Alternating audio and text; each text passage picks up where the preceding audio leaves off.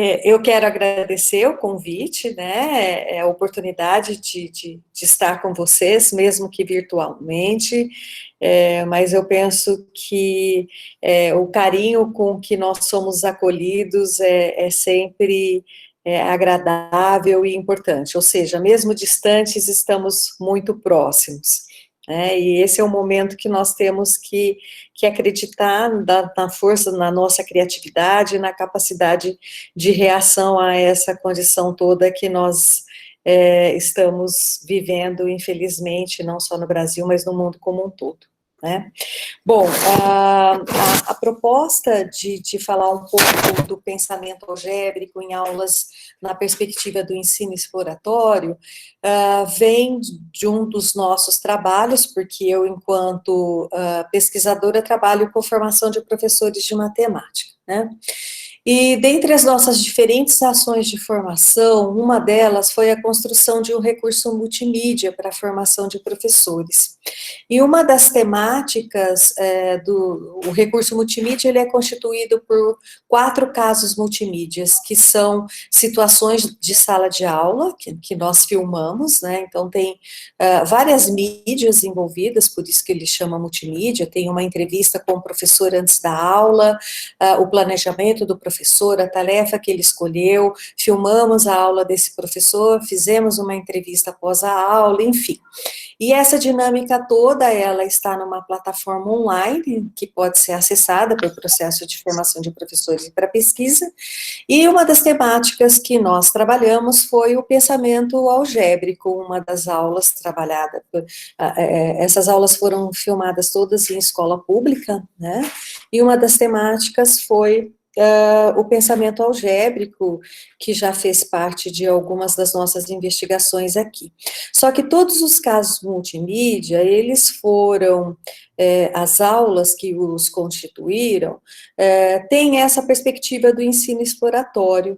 E aí eu gostaria de contar para vocês um pouco o que é o ensino exploratório, né, como é que nós temos trabalhado com ele, enfim, e depois eu trago um problema, então a minha fala está dividida nessas 2 partes. A primeira parte eu apresento um pouco o que é o ensino exploratório, qual a perspectiva de aprendizagem, de conhecimento, das ações do professor dentro dessa perspectiva.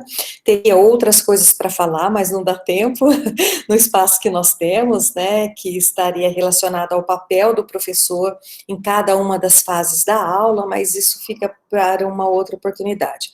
E na segunda parte, eu trago um problema que envolve o pensamento algébrico, para que nós possamos discutir um pouco dessas perspectivas que estão presentes no ensino exploratório, tá? Então, a fala vai estar dividida nessas 2 partes. Bom, o ensino exploratório, ele enquadra-se numa perspectiva mais ampla, que está relacionada com a aprendizagem baseada, o Inquiry-Based Learning, né, ou seja, o ensino baseado, se fôssemos traduzir, é inquérito, mas na verdade não é inquérito, são investigações, né. Mas não se trata apenas de lidar com tarefas investigativas. As tarefas que compõem o ensino exploratório, daqui a pouco eu vou falar um pouco da característica dessas tarefas, não se restringe somente às tarefas de investigação. Pode ser um problema, pode ser uma modelagem, enfim, depende da perspectiva assumida pela tarefa, se ela é mais aberta, se ela é mais estruturada, ou, enfim, da característica da tarefa. Então, falar em ensino exploratório não significa que nós estamos nos restringindo à escolha da tarefa, mas sim às ações do professor, a perspectiva de aprendizagem que a compõe. Então, no ensino exploratório, nós consideramos que a aprendizagem se baseia na interação dialógica e em processos reflexivos, que eu vou comentar cada um desses itens daqui a pouco, por meio da colaboração. Então, a perspectiva de aprendizagem que está assumida aqui é uma perspectiva sociocultural, né? A aprendizagem é um processo que envolve simultaneamente questões individuais e do coletivo. né? Então, vem da interação dos alunos com o conhecimento matemático, no contexto de uma certa atividade matemática, e aqui a perspectiva de atividade que nós assumimos é a de Leontiev, ou seja, quando o motivo cola no fim, né? Ou seja, a tarefa não se restringe, aquilo que eu proponho para o aluno é uma tarefa, por isso que eu estou utilizando sempre a palavra tarefa. A partir do momento, e quando eu proponho essa tarefa, eu tenho as intencionalidades com essa tarefa. Quando as minhas intencionalidades se põem em prática na sala de aula, ou seja, o objetivo cola com o fim, aí eu posso dizer que eu tenho uma atividade em matemática, né? Então, nós consideramos a aprendizagem nessa perspectiva individual, dessa interação do aluno com o conhecimento matemático, mas também na interação com os outros, na interação com o colega, na interação com o professor, por meio dos processos de negociação de significados. Então, nós consideramos por isso que nós falamos que é um processo simultaneamente individual e coletivo, né? E dentro, né, dessa perspectiva, o conhecimento, para nós, ele é constituído e reconstruído pelos participantes em algumas situações que são específicas, né? E aí, usando os recursos culturais que nós temos ao nosso dispor ali, na medida em que cada um de nós trabalha no cumprimento de objetivos colaborativos, né, que emergem no discurso dessa atividade. Resumindo, nós estamos assumindo uma perspectiva que é situada e dialógica, né? Nós falamos de perspectiva situada como aquilo que aprendemos tem muita relação, guarda muita relação com aquilo que fazemos, né? E o que fazemos depende das práticas que estão disponíveis nas comunidades das quais nós participamos, né? E, desse modo, o processo de aprendizagem matemática dos alunos, ele é fortemente influenciado por essas práticas de ensino num contexto que é situado num determinado espaço, num determinado tempo, enfim. Por isso que nós assumimos essa perspectiva da aprendizagem que é situada, né? E dentro dessa perspectiva de aprendizagem e também de conhecimento, o ensino exploratório, então, é importante que se considere a prática do professor. Por quê? Porque é nessa prática que é situada, né, que está num determinado tempo, num determinado espaço, e que varia, mesmo mantendo o professor numa mesma escola, quando ele sai de uma sala de aula e entra para outra, mesmo que as tarefas sejam as mesmas, as interações são diferentes. Então, nós chamamos a atenção para alguns aspectos, né, que fazem parte da prática do professor. Uma é esse processo de inquirição, eu vou falar de cada um desses 5 aspectos que eu trago aqui, não que não tenham outros, existem outros, no entanto, eu fiz essa escolha para poder conversar um pouquinho com vocês. Então, um deles é a inquirição, ou a investigação, o outro é a colaboração, o terceiro, o engajamento, a comunicação e a reflexão.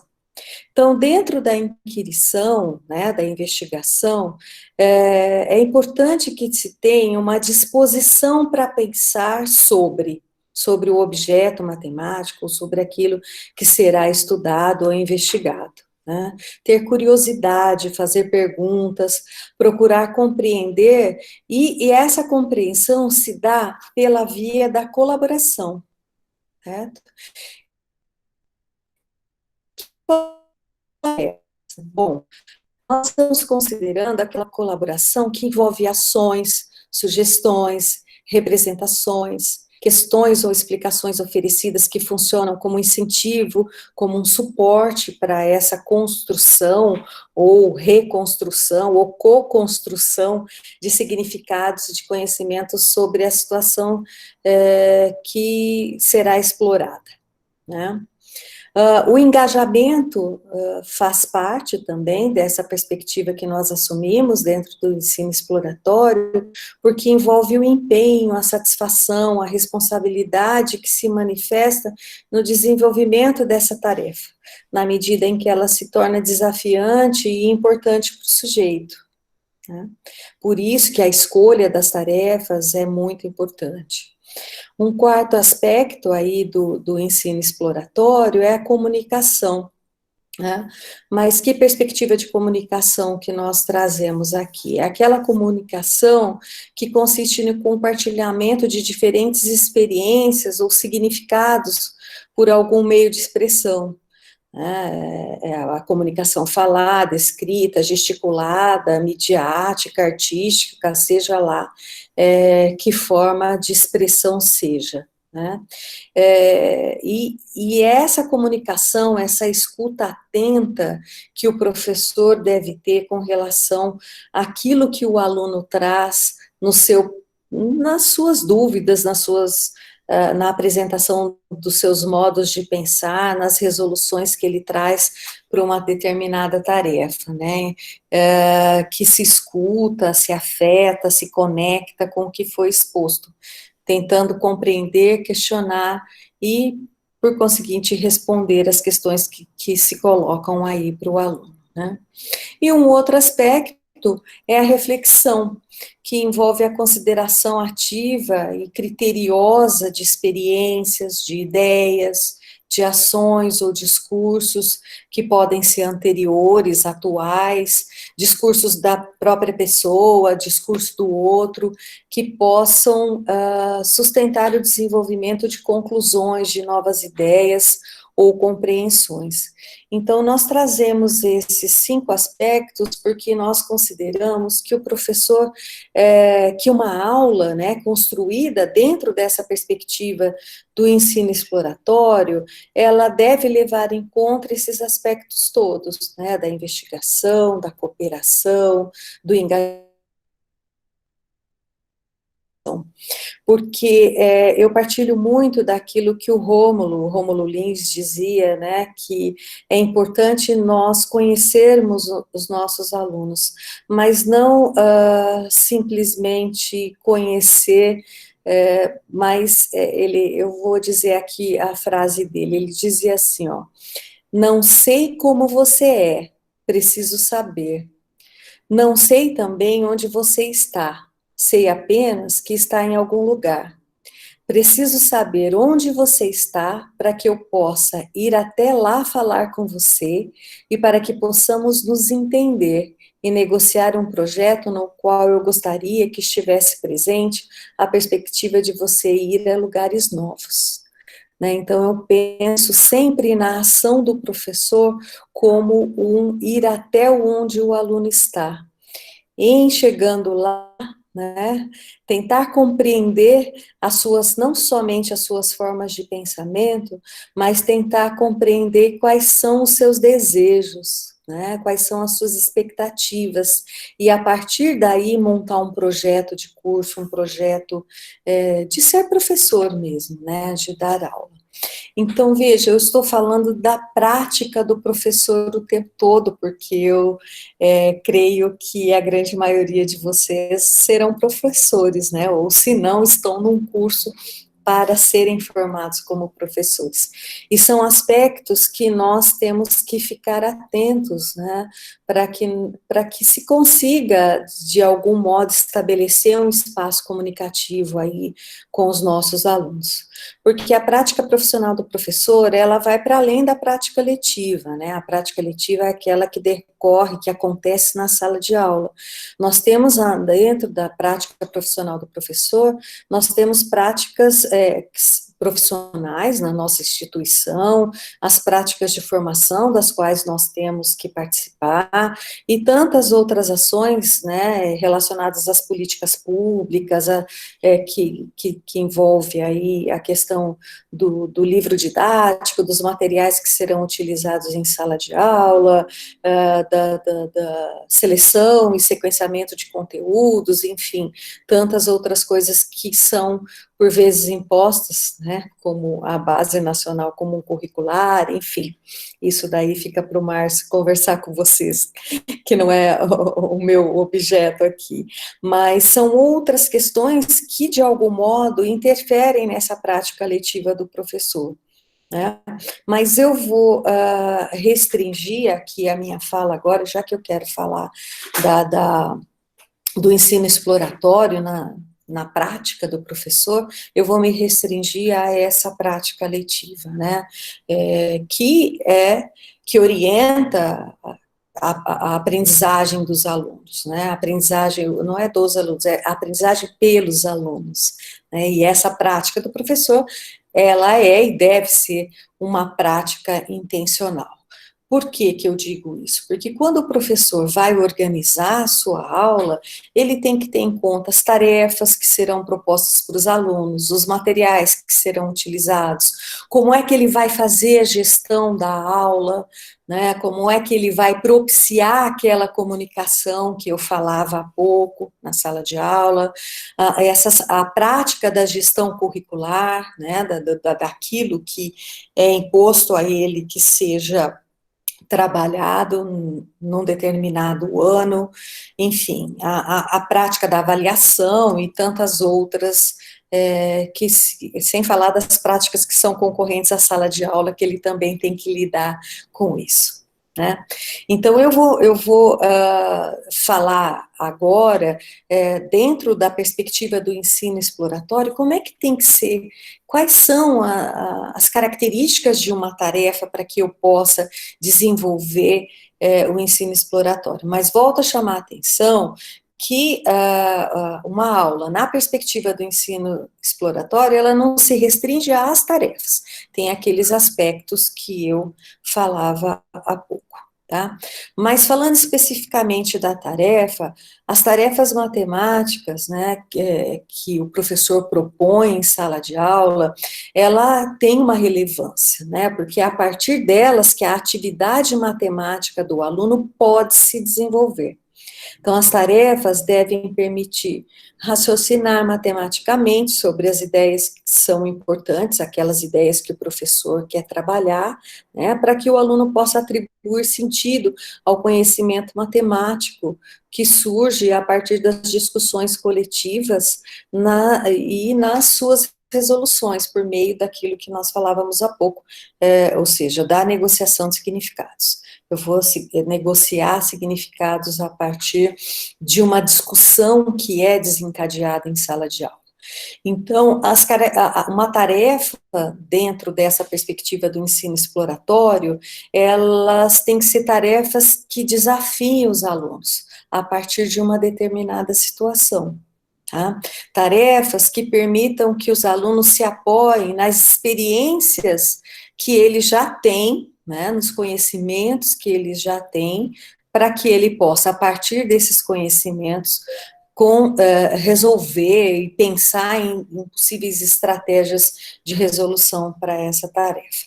A tarefa também é importante supor o uso de estratégias variadas, ou seja, quando eu vou escolher ou elaborar uma tarefa a ser proposta para os alunos, é sempre interessante, dentro dessa perspectiva do ensino exploratório, para que efetivamente essa exploração se dê, a tarefa é importante que ela permita diferentes estratégias de resolução, com diferentes mobilizações de conhecimentos matemáticos, né?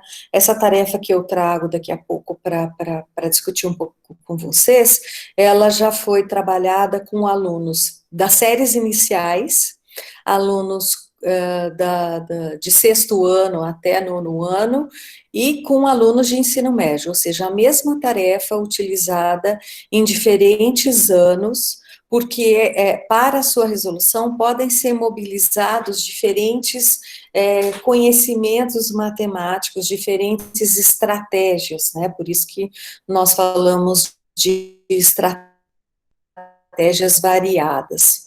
É uma exigência que essas tarefas estejam ancoradas no currículo, eu digo exigência porque o professor tem todo um programa a cumprir, né? Então é importante que essas tarefas também deem conta disso, E as tarefas também devem permitir uma compreensão aprofundada dos conceitos matemáticos que o professor quer trabalhar, né, de modo que tenha uma forte ligação com o conhecimento que os alunos precisam constituir aí na sala de aula. Eu vou tentar agora aqui compartilhar com vocês, vamos ver se eu consigo. Deixa eu ver aqui. Só que não vai ficar no modo de apresentação, não sei se já aparece aí para vocês. Apareceu? Tá. Eu vou colocar no modo de apresentação, porque se eu colocar no modo de apresentação eu não vejo mais nada, só a apresentação.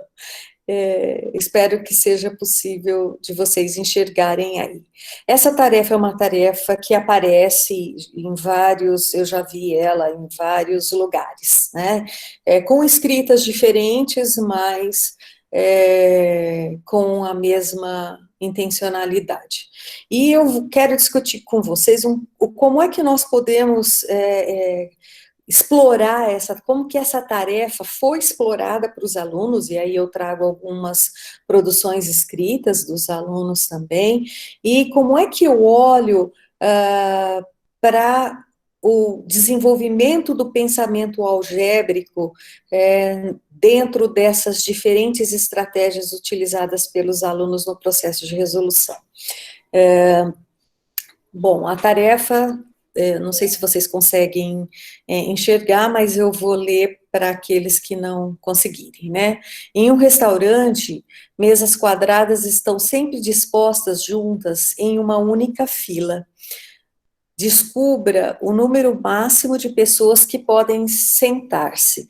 E aí tem o quadro, né, na primeira linha lá, discrimina, né, as mesas, uma mesa, duas mesas, três mesas, quatro mesas, aí na relação com a coluna, né, aí tem a imagem da mesa, representada por um objeto no formato de um quadrado, né, as cadeirinhas ali representada pelos arcozinhos, e o número de pessoas que poderiam, né, sentar-se nessas cadeiras. E aí vem, cada vez que adicionamos uma outra mesa, quantas novas pessoas podem se juntar? Se eu te contar o número de mesas de jantar alinhadas, como você pode descobrir o número máximo de pessoas que podem sentar-se?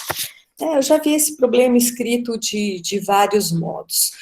Por que eu trouxe ele aqui para vocês? Então, veja, não há nada de inédito, é um problema corriqueiro, como diz a Regina Buriasco, né, que trabalha com avaliação aqui, ou seja, não é um problema diferente de muitos que aparecem em livros, em concursos, enfim, tá? Mas por que eu trago ele para vocês? Pensando na perspectiva do pensamento algébrico aí, as resoluções, que como eu disse para vocês, nós trabalhamos essa mesma tarefa com alunos de quarto ano, alunos de sexto ano e alunos de ensino médio. E aí eu trago algumas dessas resoluções e gostaria de dizer para vocês que vários aspectos do pensamento matemático foram mobilizados aí. A contagem, o raciocínio aditivo, raciocínio recursivo, raciocínio multiplicativo, pensamento funcional, porque tem muitas pessoas que associam o pensamento algébrico somente com o uso de letras, né, só é o pensamento algébrico se tiver letras, e não é essa a perspectiva de pensamento algébrico que nós assumimos, e que é assumida aí por vários teóricos que investigaram e que investigam a questão do pensamento algébrico. Na literatura internacional, nós encontramos também a expressão raciocínio algébrico, né, mas sem muita distinção entre um e outro, certo? Então, por exemplo, essa representação que está aqui, que foi feita por alunos de quarto ano, né, ela envolveu o raciocínio aditivo. Por quê? O que que ele faz? Ele coloca aqui, neste caso, que tem 5 mesas, né, as cadeiras, e ele conta. Então, se eu tiver 5 cadeiras, eu vou ter 12, perdão, 5 mesas, eu vou ter 12 cadeiras. Então, ele desenha e conta. Então, está envolvido aí um pensamento matemático de contagem. Já os alunos de sexto ano, o que que eles utilizaram o raciocínio recursivo? De que modo que eles usaram o raciocínio recursivo? Para além da produção escrita, nós sempre conversamos com os alunos, porque nós acreditamos, eu particularmente, né, acredito, que só a representação escrita não me dá a dimensão do modo como ele está pensando, porque eu posso ter uma escrita, né, com diferentes enunciações para aquele mesmo enunciado, né, para aquela mesma escrita. Então, eles diziam assim, olha, se eu tenho 2 mesas, o que que vai acontecer? Eu vou ter a mesma quantidade de cadeiras que eu tinha no caso anterior e mais 2. Para 3 cadeiras, eu vou ter para 3 mesas, eu vou ter 8 cadeiras. Então, para a mesa 3, eu vou ter a mesma quantidade que eu tinha para 2 cadeiras e mais 2 cadeiras. Para 2 mesas, eu estou confundindo tudo as mesas com as cadeiras, tá? Mas ele sempre assumia assim, para cada mesa que eu coloco, eu vou ter a mesma quantidade de cadeiras anterior com mais 2. Né? Esse é o raciocínio recursivo. E aí, a partir do momento que não, mas como é isso? E se eu não tenho a quantidade de cadeiras anterior, como é que eu posso fazer? E aí eles foram num processo de construção em etapas. Ele fez para um determinado número de mesas, a quantidade de cadeiras que tinha, e projetava, por exemplo, no caso aqui, para 20 mesas, né, ele disse que teria 42 cadeiras, porque ele projetou até 15 mesas, depois de 15 mesas ele fez para 5 mesas, e ele faz toda uma elaboração, por isso que eu trouxe esse registro, para vocês tentarem compreender, e essa é uma das ações do professor numa aula na perspectiva do ensino exploratório, tentar entender aquilo que os alunos não só escrevem, mas o modo, as estratégias que eles utilizaram para chegar naquela escrita, né? Como tinha um quadro, deixa eu voltar lá para vocês verem. Veja, tem um quadro aí, né, que já de algum modo induz uma estratégia de resolução, né?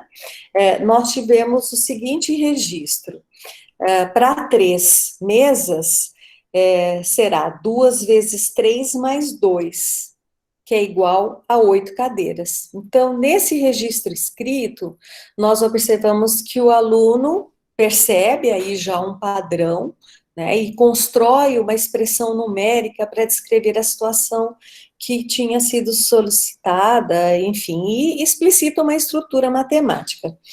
Num primeiro momento, quando nós vimos essa escrita, o que que nós inferimos, né? Que tinham 2 pessoas sentadas em cada mesa, na lateral, num total de 3 mesas, então eu vou ter 2 vezes 3, mais 2 que são as 2 pessoas sentadas na ponta, né? Então, para cada mesa, nas laterais, numa lateral eu tenho uma pessoa de frente para a outra, então para cada mesa 2 pessoas, só que eu tenho mais as 2 pessoas que estão sentadas nas pontas. No entanto, quando nós olhamos para o restante do registro, né, daquela tabela, o que nós encontramos? Para 3 mesas, 2 vezes 3 mais 2, para 4 mesas, 2 vezes 3 mais 4, para 5 mesas, 2 vezes 3 mais 6, enfim, e assim por diante. E aí, no caso, a professora, que nós estávamos juntas, né, trabalhando numa turma, e ela falou assim, mas eu não estou entendendo esse 2 vezes 3 mais 2, 2 vezes 3 mais 4. Ela percebe que há um padrão, que é o 2 vezes 3, que permanece fixo, mas ela não conseguia compreender por que que esse padrão se repetia, né, na escrita do aluno, e aí ficava mais 2, mais 4, mais 6, mais 8, enfim. E aí eu falei assim, bom, que tal você perguntar, eu já tinha percebido qual era o padrão e o modo que o aluno tinha pensado, que não era aquele de pegar a mesa, a quantidade de mesas, multiplicar por 2 e somar os dois da ponta. Aí eu falei, que tal você perguntar para o aluno o modo como ele está pensando? Então, aí, veja, entra aquela disposição que eu falei lá no início, do engajamento do professor, né, do engajamento, não só do professor, mas também no engajamento da comunicação do professor com o aluno, porque é importante ouvir o modo como ele pensa. Então, engajar o aluno na tarefa, promover essa comunicação, promover esse diálogo, na busca da produção de significado, que não é só para o aluno, que pode ser para o professor também. Né? E aí o aluno apresenta essa escrita, 2 vezes 3 mais, entre parênteses, m menos 2, m é a mesa, tá? Vezes 2 é igual a P, que são as pessoas que podem sentar. Aí que a professora ficou mais enlouquecida ainda, né? Ela falou assim, mas como isso? O que que é isso? E aí o aluno passa a responder para ela o que que era aquela escrita. E veja que aqui nós temos um pouco da escrita algébrica, certo? Algébrica no sentido de simbólica, mas aqui também é uma escrita algébrica, mesmo que ela seja sincopada, sincopada no sentido de você ter parte simbólica e parte descritiva. Né? Em alguns momentos, nós tivemos só essa parte descritiva, que dentro, que coincide um pouco com a questão da história da álgebra, né? A álgebra retórica, a álgebra sincopada e a álgebra simbólica.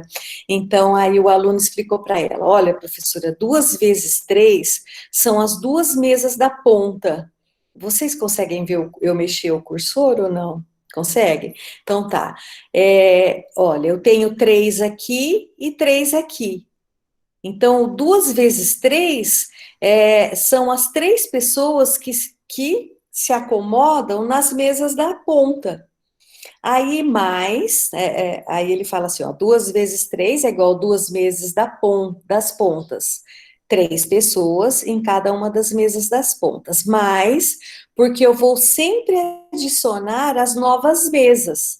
E aí ele faz a adição aqui entre as mesas da ponta, é assim que ele se expressou. Né? Então, o M menos 2 é porque são essas mesas que eu tenho, menos as 2 mesas da ponta. Então, o menos 2 são as mesas das pontas. Ele tinha escrito de outro jeito, aí ele riscou e escreveu isso. Vezes 2, que é regularidade, sempre aumenta 2. Então, veja, é um outro modo, embora eu poderia né, fazer aqui a distributiva e tal, e chegar do ponto de vista da representação simbólica, da mesma forma que a professora, quando organizou a tarefa, pensou, que é o quê? A quantidade de mesas vezes 2, mais as 2 pontas. E aqui não, ele pega 3 pessoas em cada ponta, as mesas que estão nesse intervalo, multiplicadas por 2. Ou seja, ele chegou no mesmo resultado, mas com um modo de olhar diferente, com um modo de expressar diferente. No entanto, até a representação simbólica que ele faz aqui, ela envolve uma escrita que pode se chegar na escrita que a professora tinha inicialmente. certo? Então, por que que eu trago isso? Eu trago isso porque o que que é importante para nós, enquanto professores de matemática, quando vamos analisar, quando pensamos nas tarefas, por isso que é importante a tarefa possibilitar diferentes estratégias de resolução, como eu disse agora há pouco. Porque, veja, por meio dessa tarefa também, para além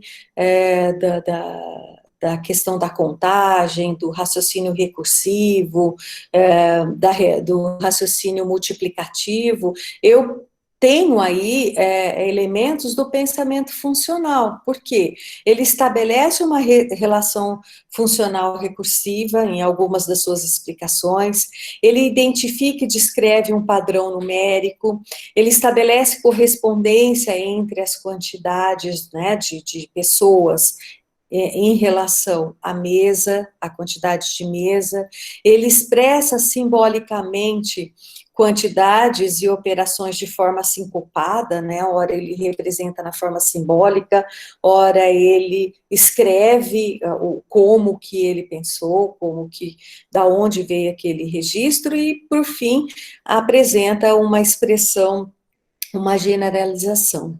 Então, eu quis trazer esse problema porque ele nos ajuda a pensar em diferentes ações do professor numa aula dentro dessa perspectiva do ensino exploratório, né? A questão da inquirição, a comunicação, a proposta de engajamento, a reflexão que pode ser promovida, e veja isso para o aluno, mas também que o professor esteja aberto também para essas, vamos dizer assim, para esses aspectos do ensino exploratório. E o que está por trás aí também é olhar para o pensamento algébrico não somente como uma manipulação de símbolos, né? É olhar para o pensamento algébrico, e aí eu trouxe uma caracterização minha e da professora Hélia Oliveira, quando nós escrevemos esses elementos, um pouco da análise de algumas tarefas que envolvem o pensamento algébrico, nós publicamos nesse artigo no Bolema em 2011, né? Então, nós utilizamos o termo pensamento algébrico como um modo de descrever significados atribuídos aos objetos da álgebra. E aí os objetos da álgebra, não só do ponto de vista simbólico, tá? Mas também do ponto de vista do modo de pensar a respeito dos objetos. As relações existentes entre esses objetos da álgebra, a modelação e a resolução de problemas no contexto da generalização desses objetos. Na literatura, nós encontramos várias outras perspectivas de se olhar para o pensamento algébrico, e aí, só para exemplificar, eu trouxe essa da Blanton e do Capti para vocês, né? Olhar para a álgebra como aritmética generalizada, como pensamento funcional, como modelação, como generalização entre sistemas matemáticos, né, a partir das relações, e aí para a educação básica já é um pouco mais complicado, né, porque aí envolve um pouco das estruturas algébricas, da estrutura da própria constituição da matemática, mas enfim. É importante, então, que o professor, né, e vocês, enquanto futuros professores, leiam a respeito das diferentes perspectivas de pensamento algébrico, das diferentes perspectivas de pensamento geométrico, e possam pensar, no momento da organização das suas aulas, em que tipo de exploração que vocês têm a intencionalidade de fazer. No entanto, também está aberto para as coisas que vêm dos alunos, né? E aí eu gosto muito dessa charge, porque nós temos que nos adequar a todo momento, né? Tem duas senhoras aí num caixa eletrônico, né? Vem lá, agora a bicha máquina, né? Está mandando ler os códigos de barra. Aí a outra fala, um fino, um grosso, um fino, um fininho, um fino branco, um grosso, um grossão. Quer dizer, é um processo de adaptação que nós vivemos o tempo todo, e agora mais um deles, né, com a tecnologia, que nós temos que nos adaptar e nos adequar aí, né, enfim, eu quis trazer pouquinho do que nós, né, do G-Open fazemos. Então, aqui tem algumas imagens de Londrina, e aqui uma foto de parte do nosso grupo. O nosso grupo é o dobro disso, né, mas eu trouxe essa foto porque tem a professora Elia Oliveira, que eu citei para vocês agora há pouco, que nós temos aí, ela é da Universidade de Lisboa, e nós temos uma parceria aí já desde 2008, né, já há bastante tempo, e que tem nos ajudado a pensar em outras perspectivas para a formação de professores e na construção do multimídia. Essa questão do ensino exploratório se fez presente e atualmente faz parte das nossas investigações também. É isso. Deixa eu interromper aqui. Então, Pronto. Márcia, muito obrigada pela sua Eu fala, agradeço. trazendo para a gente algumas coisas, um pouco para a gente pensar um pouco mais nas questões do ensino, né, nas questões desse ensino exploratório que você traz, que eu achei bastante interessante. Eu não sei se a gente tem perguntas, mas eu tenho algumas. Vou começar pelas Vamos minhas, lá. pode ser? Muito bem. Eu não consigo enxergar aqui as perguntas, então você vai Eu vou fazer, trazendo ela para a gente, tá, então, por aí. Valgina, por favor. Eu acho que tem uma coisa aí, acho que parabéns, né, pelo trabalho, eu acho que é um trabalho interessante, a gente já pode olhar, tem vários resultados, né? Sim. E uma coisa que você disse, que tem um local que está online esse material, no início você foi falando dos ecosmídias, depois você podia deixar para a gente, né? Certo. Outra pergunta que eu tenho para fazer para você, o Inquiry Based Learning, né, que acho que é assim que Isso, é da perspectiva sócio-histórica? Eu não conheço. Ele é trabalha assim. nessa perspectiva? A discussão dessa perspectiva, ela começou no ensino é esquisito falar começou, né, porque nunca tem um ponto de origem, sempre que a gente chega no ponto de origem, tem algo que vem antes, e que vem antes, que vem antes, enfim, mas ela foi muito utilizada no ensino de ciências, há um tempo atrás, e ela vem da ideia da inquirição, ou seja, da aprendizagem por meio da investigação, mas não uma investigação, é uma investigação provocada, induzida, não espontânea, vamos dizer assim. E aí, ela está dentro da perspectiva social, vamos dizer assim, né? Que ela tem a aprendizagem situada como a perspectiva da aprendizagem é a aprendizagem situada, mas é uma aprendizagem que envolve não só o sujeito com o objeto, que vem lá do construtivismo piagetiano, vamos dizer assim, mas essencialmente no processo de interação com o outro, por meio da negociação de significados. Então, ela se aproxima muito daquilo que nós temos utilizado, e aí, para a formação de professores, que é a perspectiva das comunidades de prática, né? Isso para a formação de professores. Mas, olhando para a aprendizagem em si, vem daquilo que a Levi e o Wenger discutiram no início a respeito da aprendizagem. Né? A aprendizagem se dá por meio de um processo de negociação de significados que envolve a interação de dois outros processos, que é o processo de reificação e o processo de participação, né, de atuação, de negociação com o outro. Ah, tá. Eu já tinha ouvido, mas no ensino de ciências mesmo, que era isso que o pessoal estava comentando. Uma outra pergunta que eu tenho, o povo não tem pergunta, mas eu tenho, né? Lá vão minhas perguntas. Então, uma questão, quando você falou dos 5 itens, né, que é a inquirição, a engajamento, a comunicação, a reflexão, qual que é o outro?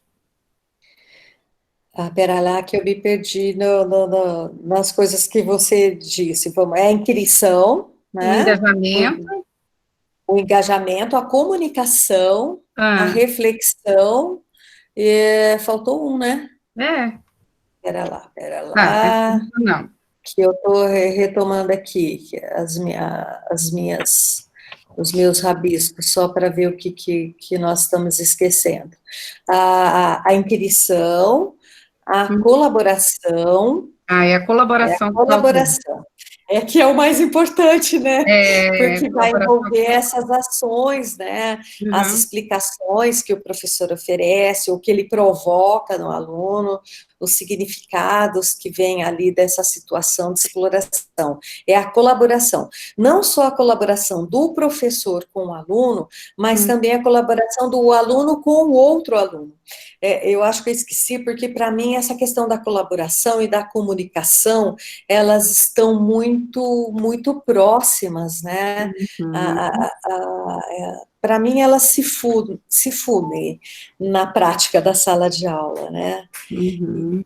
E quando nós discutimos a questão de aspectos relacionados à formação do professor, nós construímos nesse estudo nosso um framework que, de algum modo, traz algumas ações do professor antes da aula, durante a aula e após a aula, Ah, né? E aí falamos um pouco de algumas etapas da proposição de um trabalho com ensino exploratório dentro da própria aula, ou seja, desde o momento que o professor propõe a tarefa para os alunos, acompanha a resolução dos alunos, propõe a discussão até chegar no processo de sistematização.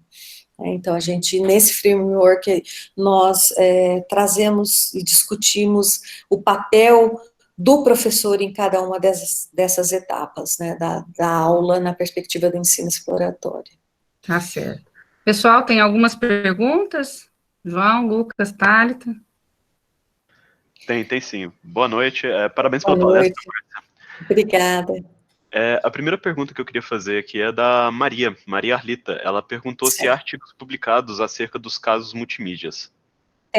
Tem sim, depois eu posso mandar para a Valdina e aí ela passa para vocês. Nós temos um livro que nós publicamos contando um pouco da perspectiva do professor, né, que teve a sua aula filmada, desde da elaboração da tarefa, do planejamento da aula, até o processo de reflexão após a aula. Então, temos um livro que conta um pouco da construção do caso multimídia, mas também temos já artigos publicados a respeito da exploração desse recurso na formação de professores, porque como o meu campo de pesquisa é a formação de professores, e o recurso multimídia foi construído para o processo de formação inicial e continuada, então nós temos análise e publicações nesse sentido.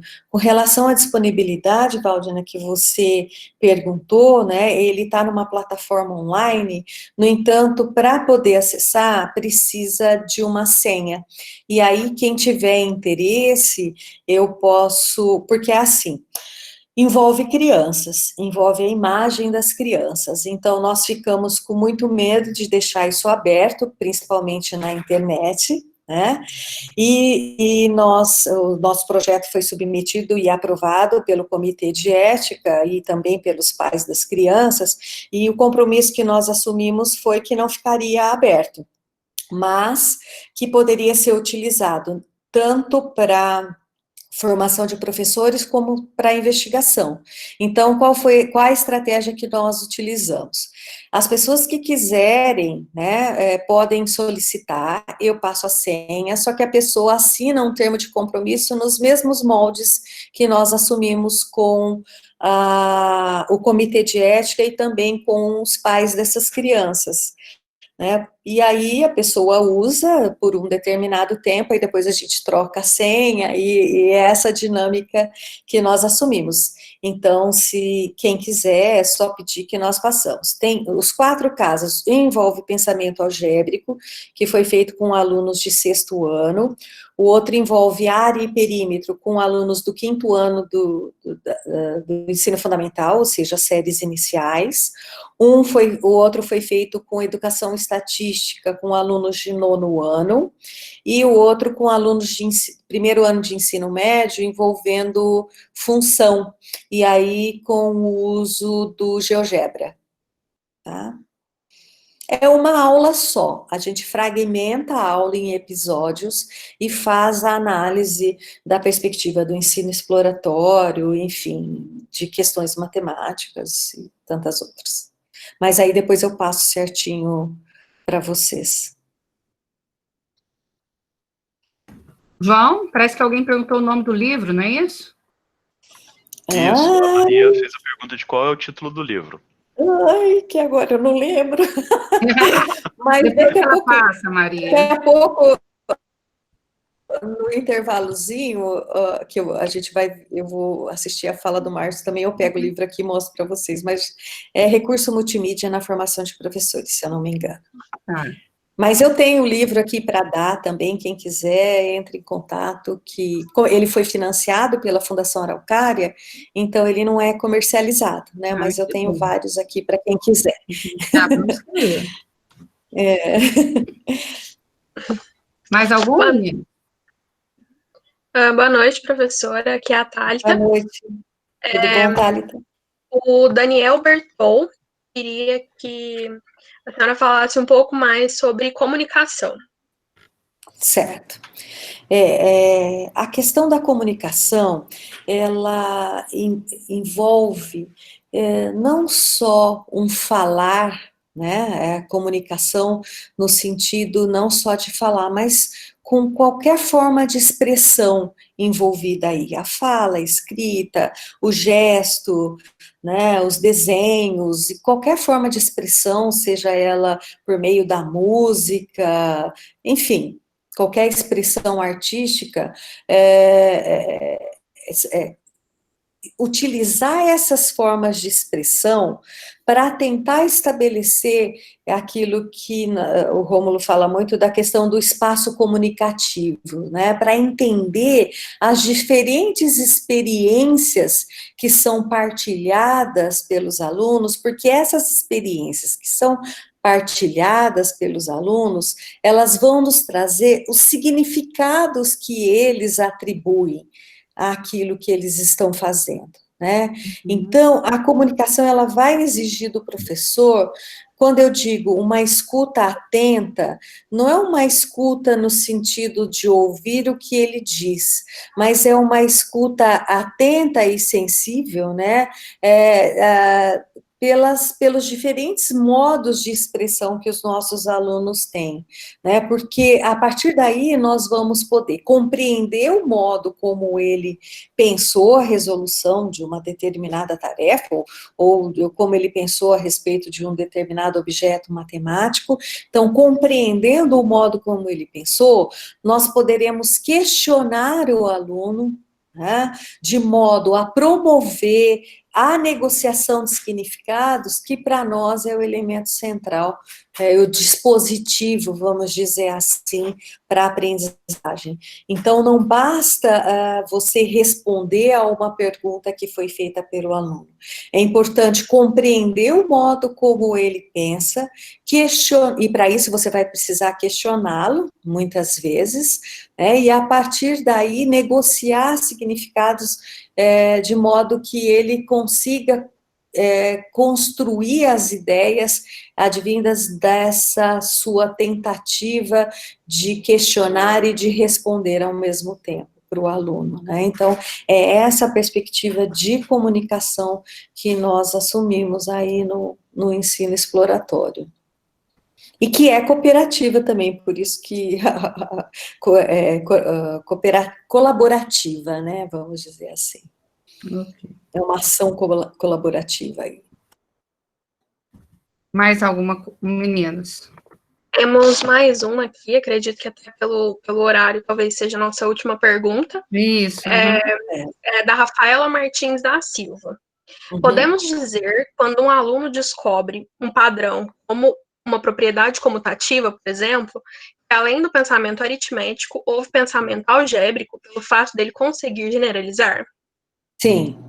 Sim, porque qualquer ação de generalização ou de percepção de uma relação que é interna à própria matemática, como você colocou agora, né, a questão da comutatividade, né, ela é uma forma de pensar algebricamente, sim. Porque não é o fato de você ter números ou letras que vai caracterizar a forma de pensamento. É o tipo de ideia que está por trás, né? E para isso você precisa colocar esse aluno para falar. Então, quando ele generaliza determinadas ações, já é uma forma de pensamento algébrico, porque vai além daquele caso específico local representado por um determinado número.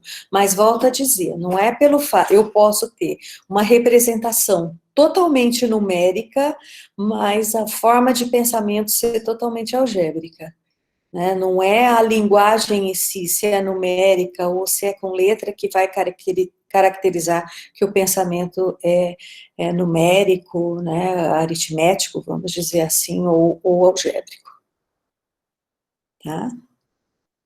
Isso. Não sei se respondi, Rafaela. Muito obrigada, Márcia. Eu que agradeço. Agradeço, muitas contribuições. A gente vai dialogando, a gente vai passando as coisas para os alunos à medida que você for nos passando. Muito obrigada. Esperamos, né, e umas novas contribuições, novos contatos. Muito obrigada. Eu que agradeço. Márcio, vamos lá? Olá, estou por aqui. Tudo bem? Tudo bem, parabéns, Márcia. Obrigada, Márcio, prazer te ver, vou ficar aqui, tá? Muito bom te ouvir. Que bom. Obrigada. Márcio, conversamos pouco, né, porque mulheres conversam muito, né? Podemos começar? Pode sim. Vocês estão me Então, ouvindo eu vou bem? te apresentar primeiro, tá? Tá, o áudio Pode tá ser? bom, né? O áudio tá bom, tô ouvindo bem. Então O pessoal tá acho que bom. tá ouvindo bem também. Tô Tudo ouvindo bem, tá tranquilo, a imagem tá boa, tô ouvindo bem. Então, bem, pessoal, o professor Márcio Antônio Silva, né? Ele é pós-doutor, né, pelo Departamento de Ensino de Ciências e Matemática da Universidade de Estocolmo. Fez mestrado e doutorado em Educação Matemática pela PUC de São Paulo. É licenciado também pela Universidade de São Paulo em Matemática.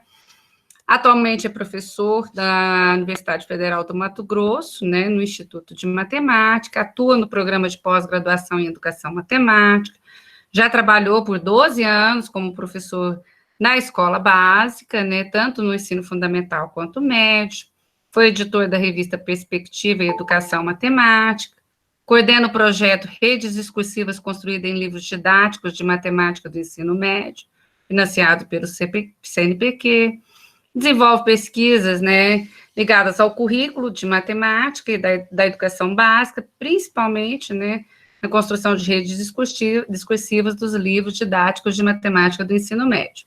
Foi membro da diretoria nacional executiva da Sociedade Brasileira de Educação Matemática, presidente da comissão científica do Enem, e coordenador dos grupos de trabalho em educação matemática no ensino médio, currículo em educação matemática pela SBEM, e é líder do grupo de pesquisa Currículo e Educação Matemática, o GPCEM. Professor Márcio vai trabalhar conosco hoje, tratar do tema Política Cultural dos Livros Didáticos de Matemática. Professor, muito obrigada, agradecemos muito a sua participação, de estar aqui conosco, nesses tempos de pandemia, né, que a gente faz tudo online, né, e de estar trazendo as suas contribuições nesse mês da matemática que a universidade está aí promovendo. Muito obrigada. Eu que agradeço, Valdina, queria agradecer pelo convite a você, a professora Vânia, e dizer que é muito bom estar participando aí da mesma sessão da Márcia, foi um prazer ouvir a Márcia também, e conversar um pouquinho sobre educação matemática. E como a Valdina disse, eu trabalho aqui no programa de pós-graduação em Educação Matemática da Universidade Federal de Mato Grosso do Sul, E aqui em Campo Grande eu tenho desenvolvido, aqui a gente tem um programa de pós que tem tanto mestrado quanto doutorado, e há cerca de 5 anos eu coordeno um projeto de pesquisa que analisa livros didáticos de matemática, principalmente do ensino médio, né? O projeto inicialmente era analisar livros didáticos de matemática do ensino médio aprovados no PNLD, mas nós também fizemos algumas pesquisas com livros dos anos iniciais, aprovados também no PNLD. E o que a minha proposta hoje, né, aparece essa expressão política cultural dos livros didáticos de matemática. Eu trabalho com pesquisa em currículos de matemática, né? Então, eu vou falar um pouquinho dessa questão do currículo e também, mais especificamente, as pesquisas que a gente fez analisando esses livros didáticos e como esses livros didáticos direcionam valores, comportamentos, moralidades que vão além dos conteúdos conceituais, das habilidades, né, ou das competências que a gente está tão acostumado, né? Então, basicamente, o que eu gostaria que ficasse da minha fala, né, é assim, que quando a gente faz um plano para ensinar matemática, a gente ensina muito mais que matemática, né? A gente fica muito preocupado com os conteúdos conceituais, as competências, as habilidades, mas o que eu vou mostrar com os resultados das nossas pesquisas é que a gente ensina outras coisas, e são essas outras coisas que o nosso grupo tem se preocupado, né, em pesquisar. Bom, essa expressão política cultural, só para situar um pouco, quando eu falo em política cultural, eu vou pegar um trecho aqui para ler para vocês da professora Marisa Vohaber Costa. Tem uma coleção de livros que é bem interessante da editora Cortez, sobre currículo, né? Em um desses volumes, ela tem um capítulo chamado Poder, Discurso e Política Cultural, contribuições dos estudos culturais ao campo do currículo. E nesse capítulo ela cita que as estratégias políticas implicadas nas relações entre o discurso e poder se refere à política cultural, né?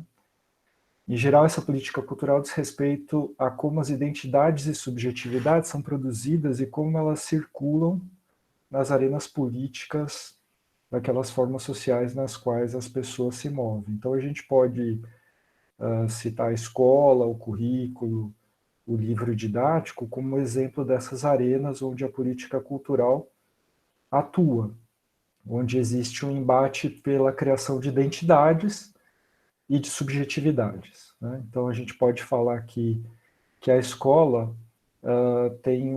determina com muita força uma identidade específica, né? A gente sempre acaba visando uma determinada formação para os nossos estudantes, fixando determinadas identidades.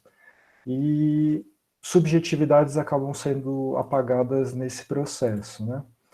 Eu vou tentar compartilhar com vocês a minha tela. Se der algum problema, vocês me avisam, porque a minha apresentação eu vou precisar mostrar para vocês algumas figuras que a gente também analisou a partir dos livros didáticos. Então, acho que vocês devem estar vendo, né? Bom, então aqui eu tenho um esquema que eu utilizo bastante, que é um pouco a minha argumentação em relação ao currículo escolar, né? Então, a gente pode dizer que os estudantes, né, nas práticas sociais, nos contextos, nas experiências, nas ações, nos estilos de vida, em diferentes narrativas que são construídas, em diferentes culturas que eles vivenciam, ou seja, tem uma multiplicidade dessas questões todas na vida dos estudantes. No entanto, quando essa multiplicidade de ações, de experiências, de contextos chegam na escola, muitas delas são apagadas para que seja produzida uma subjetividade desejada, né? O que eu estou querendo dizer com isso é que, infelizmente, a escola apaga muitas vezes essa multiplicidade e faz com que os alunos e os estudantes fiquem direcionados a uma identidade muito específica, né? E é isso que a gente vai ver um pouco nos resultados da pesquisa, como o livro didático também serve como uma tecnologia para apagar essa multiplicidade e para criar uma subjetividade desejada. Eu não vou entrar muito nessa questão do saber, discurso, poder, né? A gente utiliza uma perspectiva Foucaultiana, mas isso seria uma conversa para uma outra oportunidade. O que eu posso dizer para vocês é que todas as relações entre esses nós que aparecem nesse esquema, eles produzem um estudante desejável e um professor desejável, né? Então, na escola, em geral, a gente está pensando bastante em como formar um estudante com uma determinada especificidade, com um determinado perfil, e também um professor com uma determinada prática, com uma determinada ação desejável, né? O meu argumento vai na direção de que isso pode ser muito ruim em termos de se pensar em identidades que acabam engessando as práticas de professores e também as próprias identidades dos estudantes no percurso escolar, né? Quer dizer, a gente apaga essas múltiplas possibilidades que nós temos na formação em prol de uma específica formação. Bom, mais especificamente em relação à análise dos livros didáticos, já existem várias pesquisas em educação matemática, né, que analisam livros didáticos, mas eu classificaria essas pesquisas em dois grandes eixos. Um grupo que vai olhar para o que eu chamaria de objetividades do currículo, que são as análises de conteúdos, de estratégias de ensino, né, de tarefas, que na didática da matemática, por exemplo, se chamam de praxeologias, as dificuldades de aprendizagem dos estudantes, os conhecimentos do professor. Então, isso tudo eu classificaria num eixo que eu chamaria de objetividades do currículo, né? O interesse do nosso grupo aqui está no que eu chamo subjetividades do currículo, né? Quer dizer, o que é direcionado com os conteúdos conceituais, como eu disse, né? Quais os valores, quais as moralidades, quais os comportamentos desejáveis são ensinados junto com esses conteúdos conceituais. Com essas prescrições curriculares, quem é prejudicado e quem é favorecido, e numa perspectiva mais ampla de educação, desse processo todo, quem é excluído e quem é incluído, né? Quem pesquisa, estuda currículo, sabe que seja qual for a escolha que você faça de um currículo, esse currículo favorece um grupo e desfavorece ou prejudica outro grupo, né? Não tem como você escapar disso. Qualquer escolha curricular cai no âmbito da exclusão e da inclusão. Então, uma das coisas que a gente tem feito também é, a partir desses livros que foram aprovados no PNLD, quem é favorecido a partir desse ensino oficial, digamos assim, né? Porque são livros que têm uma chancela, uma legitimação oficial, né? A gente poderia classificar como o que nós temos hoje oficialmente como um ensino de matemática desejável, né? Para os estudantes que nós temos hoje na educação básica.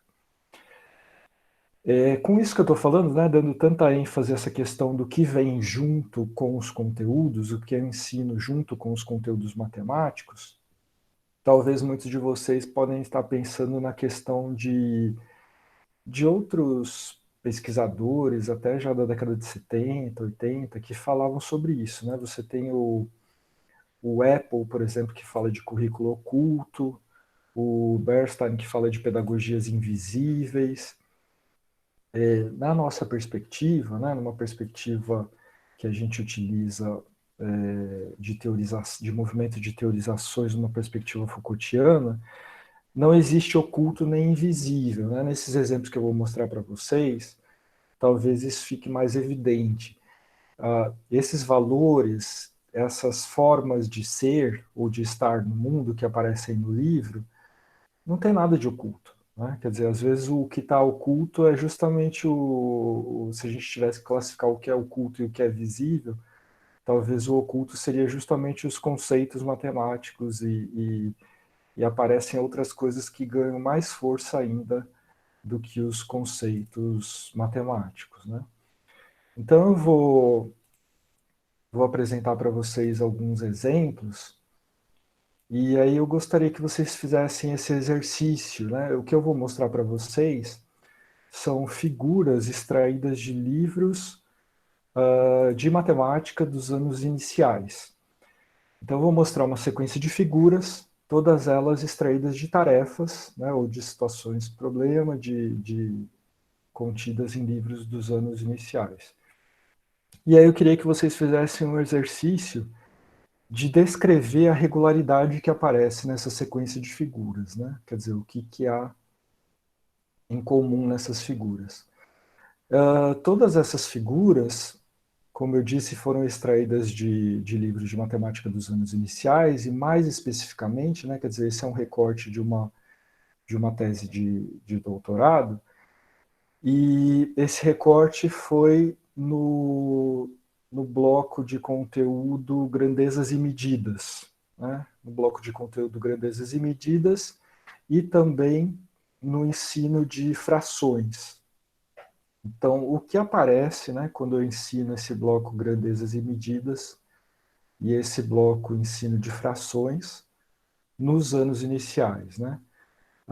Fica muito forte essas imagens que aparecem, né, esses contextos. Na educação básica, hoje, essa contextualização é muito presente, né? Parece que a matemática, para fazer sentido, tem que estar sempre contextualizada, tem que estar sempre relacionada a um contexto ou uma situação real, uma situação do cotidiano, né? E isso fica muito forte nas nossas análises, por isso aparecem tantas figuras e tantas situações, né? Aqui tem outras situações. Bom, é isso. Quer dizer, esse é um recorte, como eu disse, né? Da tese da Daisy, então, nesse recorte que ela fez, ela olhou em 103 livros, né, dos anos iniciais, que foram aprovados no PNLD de 2016.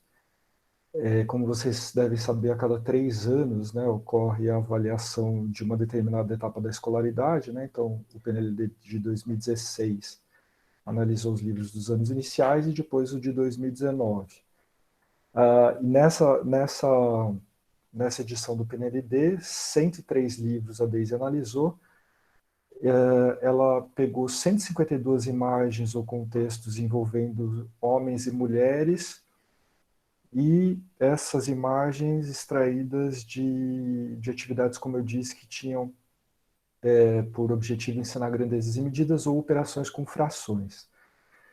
Nessas 152 imagens, 148 eram de mulheres e somente 4 com homens, né? E dessas 148 mulheres, 109 traziam mulheres na cozinha, né? Quer dizer, o que ela concluiu a partir dessa análise pontual, né? Não era a tese dela totalmente, era só uma análise pontual. Ela concluiu que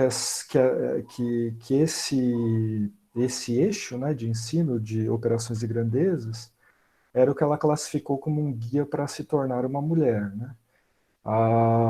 O ensino proposto estava além, como eu disse no início, do conteúdo conceitual da matemática, e o papel das mulheres estava sempre ligado à compra de roupas, à compra de mobília para casa, lavar louça, cozinhar, costurar, ir ao mercado, à feira, à padaria, né? Então isso não sei se vocês perceberam nas figuras que eu passei, né? Mas é interessante que nas pouquíssimas figuras em que aparecem os homens, o contexto em que eles se envolvem na situação, né? Deixa eu voltar aqui para mostrar alguma figura para vocês, como essa aqui, o homem aparece na cozinha numa situação mais de descontração, né, numa situação de algo que não é rotineiro, é uma situação que faz parte de algo que se parece muito mais com uma brincadeira, com uma situação muito mais interessante do que quando as mulheres aparecem, por exemplo, na rotina do dia a dia servindo a família, né?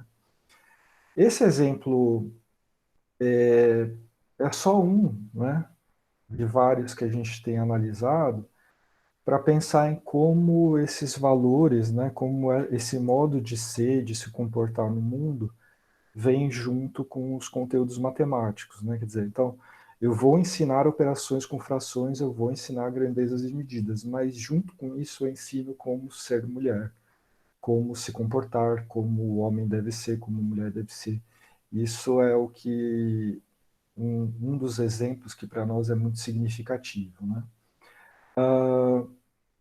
Outro exemplo que eu vou trazer para vocês, no período que eu fiz o meu estágio de pós-doutorado na Suécia, eu tive a oportunidade de olhar para alguns livros suecos da educação básica, né? E, lógico, como eu não sabia sueco, né, que é a língua materna deles, eu conversava muito com os meus colegas de lá, né, em inglês, que era a segunda língua deles, sobre esses exemplos que apareciam nos livros suecos, e algo que me chamou muito a atenção, folheando esses livros, é como, eu vou mostrar aqui para vocês, né, como, por exemplo, eles têm muitas situações envolvendo práticas de esporte e atividades físicas, né? Então, por exemplo, é lógico que ninguém vai conseguir, né, imagino eu, né, que eu também não consigo, ler essas coisas que estão aqui, estão em sueco, né? Mas pelas imagens e pela descrição que eu coloco aqui, a gente consegue inferir sobre o que é. Aqui especificamente é um livro do último ano do equivalente deles do ensino fundamental, né, que traz uma situação de corrida de rua e que envolve o cálculo de porcentagens e participação de mulheres. Então eles estão basicamente colocando aqui que tem aumentado o número de mulheres participando de corridas de rua. E aí eles colocam alguns dados e pedem para os estudantes calcularem, né, esses valores, número de praticantes, enfim. Aqui é uma outra situação que envolve o esqui, né, que é um esporte muito praticado lá, num cálculo de velocidade média. Aqui é outro esporte muito comum lá, que é o hóquei feminino, e aí eles colocam esse contexto para que os estudantes aprendam medidas estatísticas e façam gráfico de frequências, que é algo até comum aqui nos livros didáticos brasileiros também, né? Aqui é interessante, aparece o handball, que é um outro esporte muito popular lá, também no cálculo de medidas estatísticas. É interessante que lá é muito comum aparecerem atletas, né? Mulheres praticando esportes, e aqui, por exemplo, o cálculo de quais são as goleadoras, né? As principais atletas que pontuaram, que fizeram gol num determinado campeonato. E aqui no Brasil é muito comum também, né? Mas o futebol, em geral, a gente tem poucos exemplos com mulheres atletas, né? Lá eles enfatizam muito essa questão da participação das mulheres e a questão da variedade de esportes. Então aqui também tem o salto ornamental ligado ao conteúdo medida de giro, né?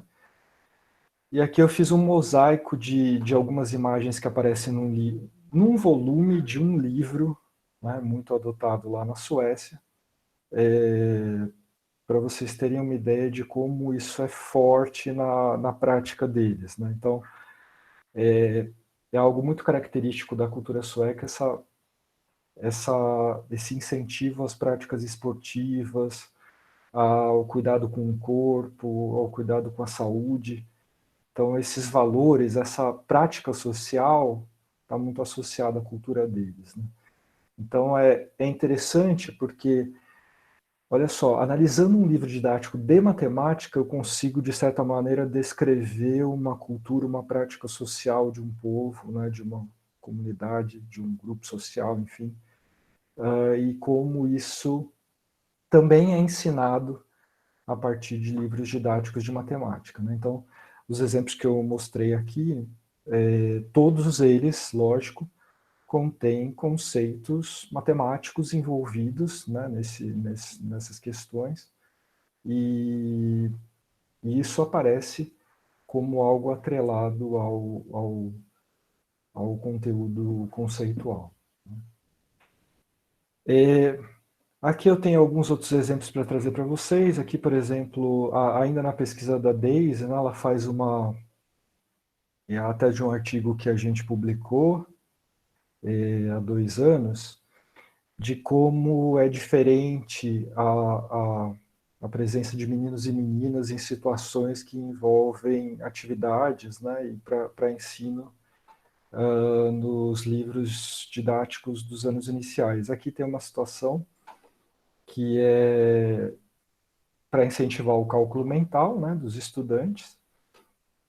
E aqui é interessante porque se vocês olharem a figura, né, esse é um exemplo só, mas em geral uma regularidade que aparecia nos livros é que os meninos eram sempre associados a atividades de ação, onde eles estavam em geral ao ar livre, como nesse caso chutando uma bola, né? E aqui a situação é que o aluno, o Raul é um estudante que gosta de jogar futebol, gosta de brincar, e ele tem que aprender esse cálculo mental que está aqui, porque, segundo o livro, né, Raul, se ele usar esse truque, sobra mais tempo para ele brincar. Né? Em contraponto a isso, em geral, as meninas elas são apresentadas em situações passivas, né? Comparando, por exemplo, o menino ao ar livre chutando uma bola e aqui a menina dentro de casa, né? Cuidando da boneca, com as xícaras, as panelas, e olhando o horário preocupada com o tempo que ela ainda tem para brincar. Né? Então é curioso que o menino aprende o cálculo mental para ter mais tempo para brincar, e a menina aprende grandezas de tempo para se preocupar com quanto tempo ela ainda tem para brincar. Né? São situações bem diferentes e que é lógico que esse é só um exemplo, né? Mas a gente tem uma regularidade nas apresentações dessas atividades. Essa é outra análise que a Daisy fez, só para vocês terem ideia. Essas pesquisas a gente encontra já desde a década de 70, evidenciando essas coisas, e o curioso é que isso continua até hoje, né? Quer dizer, esses livros são de 2016, então até hoje a gente tem, por exemplo, em outro artigo em outra análise que nós fizemos, que foi um outro artigo publicado, a Daisy fez análise de como as brincadeiras apareciam nos livros didáticos de matemática, como os brinquedos apareciam como situações para justificar o ensino de determinado conteúdo, né? E aqui tem o resultado, né? Por exemplo, as situações envolvendo meninas brincando com bonecas e os meninos com bola, com carrinhos, né? Isso ainda é presente muito forte nos livros didáticos, né? O que eu estou querendo argumentar com isso é que o livro didático de matemática ele acaba refletindo os discursos da nossa sociedade, né? Quer dizer, como a gente deve viver, quais são as ações aceitas para meninos e para meninas, como é o modo de vida desejável de homens e mulheres, e qual é o papel de cada um na nossa sociedade. Né? É isso que a gente tem visto com esses exemplos. Só para terminar, para não ficar muito extenso, por exemplo, uma outra pesquisa que uma orientanda minha de mestrado, que agora está fazendo doutorado, fez, ela analisou a matemática financeira como a matemática financeira aparece nos livros didáticos do ensino médio. E a gente encontra a matemática financeira muito ligada à ideia de aprender matemática para consumir. Então aparecem coisas como sonhos de consumo, né, que é uma vida desejável, uma vida que você pode comprar um carro, ter a casa própria, viajar, e para isso você precisa poupar dinheiro, para poupar dinheiro você precisa aprender matemática. Então é uma espécie de dispositivo, de tecnologia, que associa o ensino da matemática a usufruir uma vida que desejável, né, que segundo o livro é uma vida com um carro, uma casa e dinheiro para viajar, né? E uma das conclusões interessantes que ela chegou nessa pesquisa foi que os exemplos em geral eram exemplos de consumo, inclusive com alguns valores, né, com alguns objetos de consumo que com certeza a maior parte da população brasileira não vai ter acesso nunca. Basta a gente pensar em qual é a média salarial do brasileiro, né? De quem está empregado, né? Ainda mais atualmente. Outro resultado da pesquisa dela é ligar o planejamento financeiro à ideia de saúde. Então, as imagens de felicidade, de saúde, de vida próspera e feliz estava muito ligado ao planejamento financeiro e também a aprender matemática. É engraçado que, na perspectiva Foucaultiana, né, a gente poderia dizer que esse é o discurso publicitário. O livro didático de matemática ele acaba, muitas vezes, funcionando como um panfleto publicitário para se convencer que ensinar matemática tem um certo valor agregado. Ou seja, se aprender matemática você vai ser feliz, se aprender matemática você vai ser saudável, vai poder realizar seus sonhos, enfim, etc.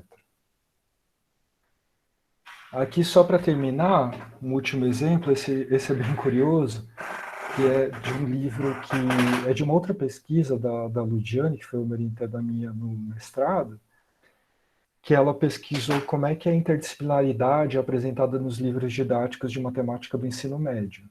E, em geral, os autores, as autoras classificavam a ligação da matemática com ao menos mais uma disciplina como sendo uma atividade interdisciplinar, né? Então aqui, se não me engano, estava ligado à química, e aí eles ensinavam como é que você faz o teste do teor do etanol no posto de gasolina, né? Então era uma situação que informava para o estudante que as pessoas têm direito, indo ao posto de gasolina, de pedir que seja feito um teste para que o posto comprove que a gasolina não está adulterada, né? E aqui explica como é feito esse teste, é utilizado aqui uma fórmula para você calcular esse teor de gasolina, ou melhor, o teor de etanol na gasolina.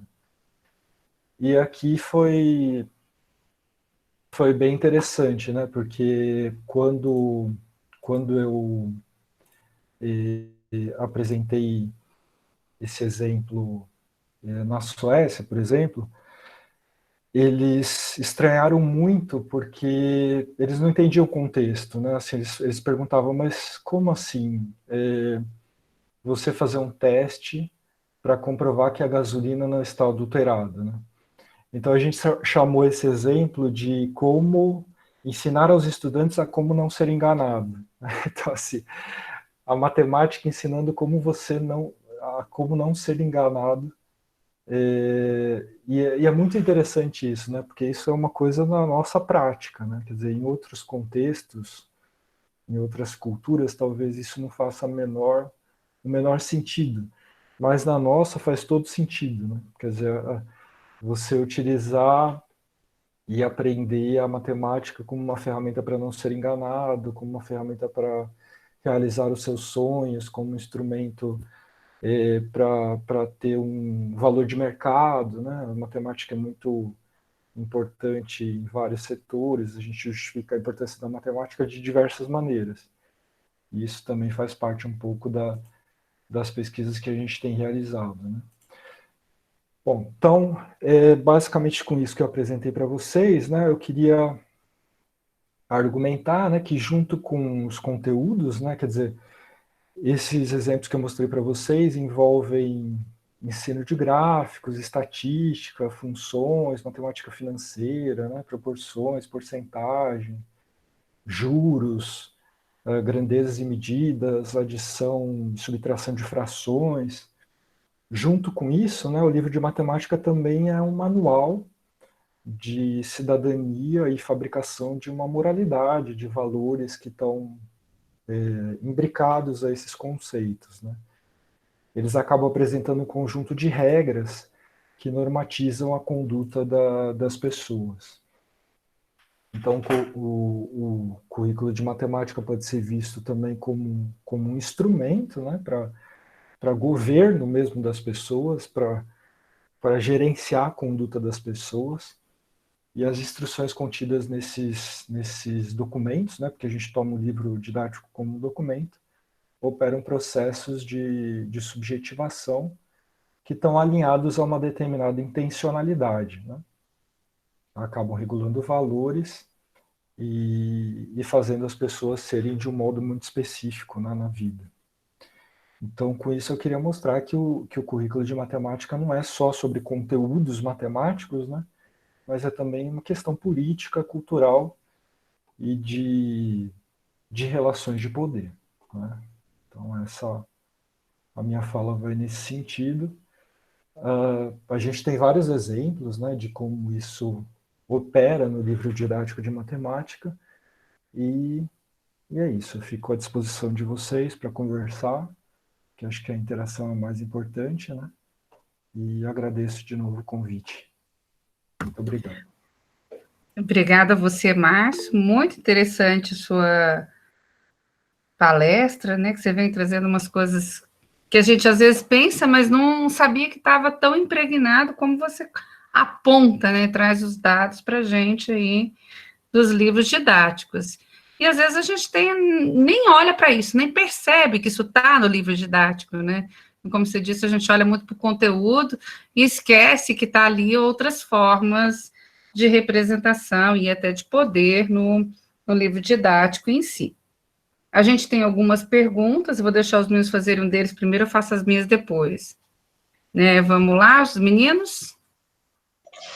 Boa noite, professor. Muito obrigada pela palestra. Nós temos uma pergunta da professora Mônica. Por isso, no Brasil, ainda temos a forte cultura do machismo, e talvez o aumento do feminicídio, em partes, se justifica por essa cultura que continua sendo perpetuada em nossa sociedade. Seria possível reverter esse panorama? Como podemos contribuir para mudar essa triste constatação? Bom, eu que agradeço, obrigado pela pergunta. Eu concordo, né, que essa cultura do machismo é alimentada por diversas coisas, né? Eu só queria colocar assim, talvez não seja uma questão de causa e consequência, né? Inclusive, outras vezes que eu falei sobre esses livros, né, muitas pessoas me perguntaram assim, será que essas coisas fazem com que as meninas sejam de um determinado jeito e os meninos de outro? Eu acho que, do mesmo jeito que a gente acredita que esses contextos são significativos, né, eles acabam normalizando determinadas condutas, né, sem dúvida. Mas também tem o outro lado, que é assim, o livro didático é um reflexo da nossa sociedade. Então, se essa regularidade está lá e não chama a nossa atenção, é porque isso é normal, né? O normal que, no sentido de a gente estar acostumado e não consegue ver problema nisso, né? Quer dizer, a gente olha a mulher servindo uma família, ok, porque isso talvez seja algo comum na nossa sociedade, né? E a segunda parte da pergunta, em termos de reverter, isso a gente discutiu bastante, né? A nossa pesquisa não tem essa pretensão de pensar no que seria possível a partir disso, é mais um diagnóstico mesmo, né? Mas, sem dúvida, eu acho que a gente poderia pensar em possibilidades, né? Por exemplo, lá na Suécia, eu odeio ficar colocando assim, eu não quero que pareça que lá o contexto é melhor do que aqui, nada disso, né? Lá tem uma série de problemas que nós não temos aqui e vice-versa. Mas, assim, vamos tentar pensar o que eles fazem de bom, né? E tentar pensar em coisas para cá. Lá eu conversei com um grupo que trabalha com avaliações, as avaliações nacionais lá deles, né? E eles já têm essa preocupação, eles colocam contextos nas avaliações em que fazem uma divisão mesmo, quantitativa, de meninas e meninos em situações de ação, de passividade, ou de... Né, quer dizer, eles têm essa preocupação já. Eu mostrei isso lá e eles falaram, não, aqui a gente já procura fazer essa divisão, né? Então, acho que é um caminho, né? Uma possibilidade, por exemplo, coisas simples, né? Aquele exemplo do handball lá que aparece a artilheira, né? Aqui no Brasil é muito frequente ter homens, futebol e artilheiros. Por que não ter mais atividades que apareçam atletas, né? Que, sei lá, por que não aparece a Marta jogando futebol e artilheira do, do Campeonato Mundial, né? Enfim, acho que são possibilidades que a gente poderia pensar, porque as crianças, né, os adolescentes, os jovens, eles se identificam muito com essas coisas, né? Eu trabalhei durante muito tempo na educação básica, né? E quando você traz esses contextos para a sala de aula, isso dá pano para manga, né? Assim, os alunos começam a falar dos contextos de vida deles, de futebol, de outras atividades, e então eu acho que é interessante, sim, a gente começar a pensar em possibilidades de trazer outros contextos, né? Thalita, tem mais alguma pergunta? Tem mais uma pergunta do Lucas, que fala, quanto aos livros suecos, eles também possuem um programa nacional, como temos o PNLD? Sabe dizer como é feita a escolha dos livros pelos professores? Então, lá eles não têm um programa como o nosso. Aliás, eu acho que o PNLD, nesse sentido, ele é até um avanço em relação ao que eles têm lá, porque os livros uma briga por editoras lá, acaba sendo mais a escolha do professor, sem ter uma avaliação desses livros. O que acontece lá é que o currículo é muito mais controlado até do que aqui, né? Os professores têm alguns objetivos bem mais específicos do que os nossos, o que acaba sendo muito ruim, porque o professor tem pouquíssima liberdade para agir de maneira diferente do que está sendo proposto pelo currículo oficial, né, do país. Mas lá não existe um programa como o nosso, não. Mais alguma coisa, pessoal? Temos mais algumas perguntas. A Rúbia Barcelos perguntou se todos os alunos recebem os livros gratuitamente. Oi, Rubi, eles recebem e não só recebem os livros, tem várias políticas lá de a educação é mais igualitária no sentido de você pensar que as escolas têm um desempenho muito semelhante, sabe? E tem vários programas também para além do livro didático, né? Por exemplo, tem um programa muito interessante que os alunos, existem empresas que fazem uma espécie de aulas particulares para os estudantes. E os pais acabam contratando essas empresas e isso que é pago para essas empresas acaba servindo de isenção no imposto de renda. Então tem todo um sistema que os alunos têm uma educação muito boa nas escolas, né? E várias atividades para além da escola, né? É muito comum, por exemplo, essa questão das práticas esportivas, nas comunidades, localmente, né? Tem muito... Eu fiquei impressionado, por exemplo, morando até na periferia, né, de Estocolmo, que é um lugar bem mais afastado do centro da cidade. Existiam comunidades com clubes, com práticas esportivas de modalidades olímpicas, salto com vara, atletismo, um campo de futebol que parecia profissional, né? Quer dizer, é uma outra realidade, né? Que infelizmente a gente não tem aqui. Né? Mas respondendo a sua pergunta, sim, todos os estudantes têm esses livros. Pessoal? A Maria Arlita tem uma pergunta. Maria Arlita da Silveira Soares. Você tem participado da avaliação dos livros didáticos?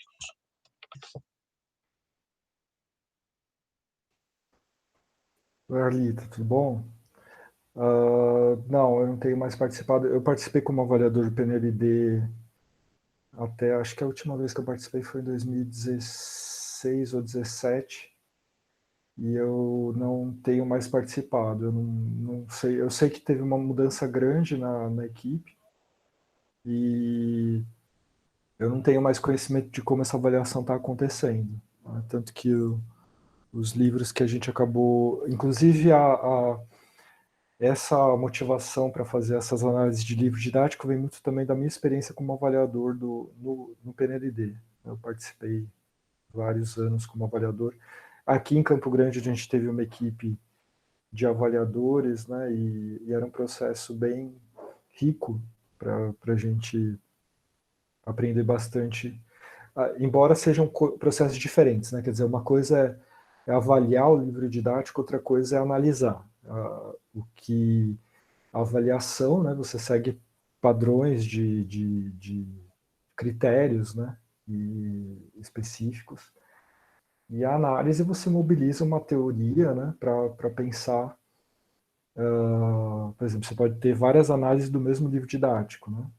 Aqui mesmo na UFMS a gente tem outro grupo que analisa livros didáticos na perspectiva da didática da matemática, por exemplo. Eu acho que são coisas diferentes, e dentro das análises, né, ainda tem uma variedade de possibilidades.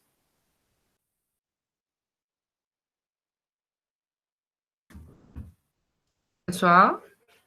A Márcia fez mais uma pergunta aqui.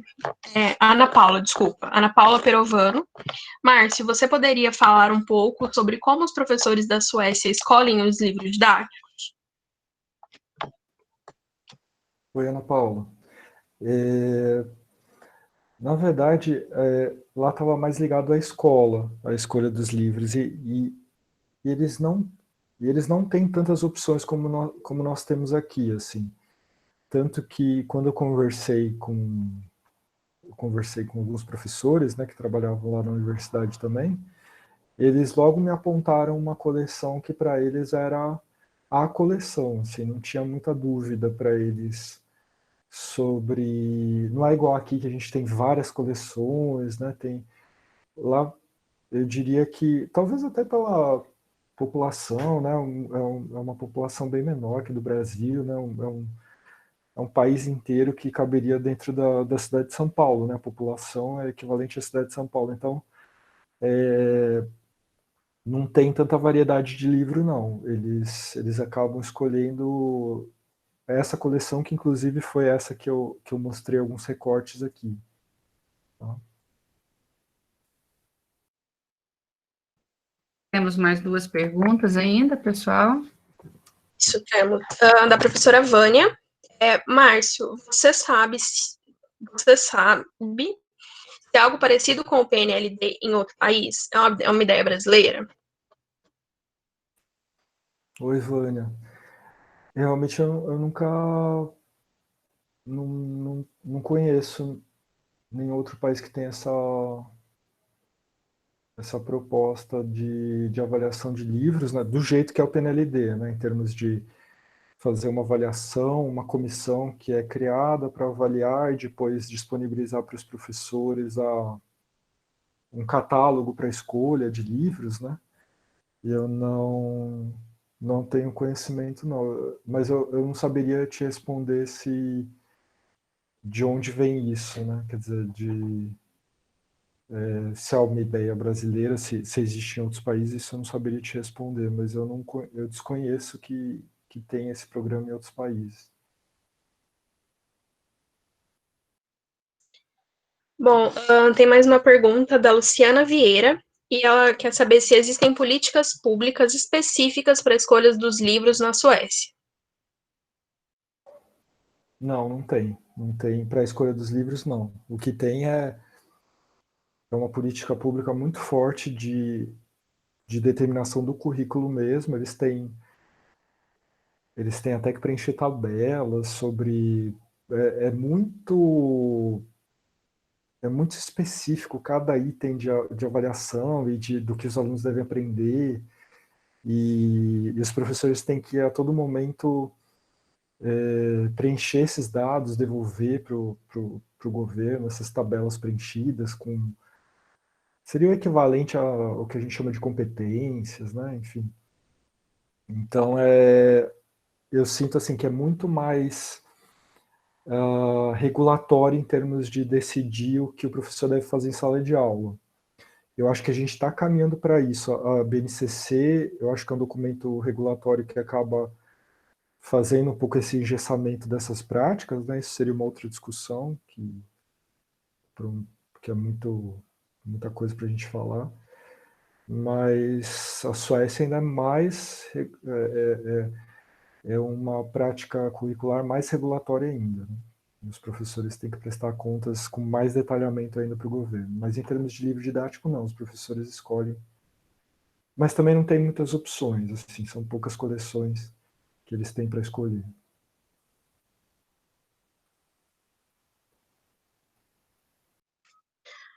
Temos mais uma pergunta da Jânia Soares Lima, e ela quer saber qual a importância que se dá ao livro didático nas escolas da Suécia.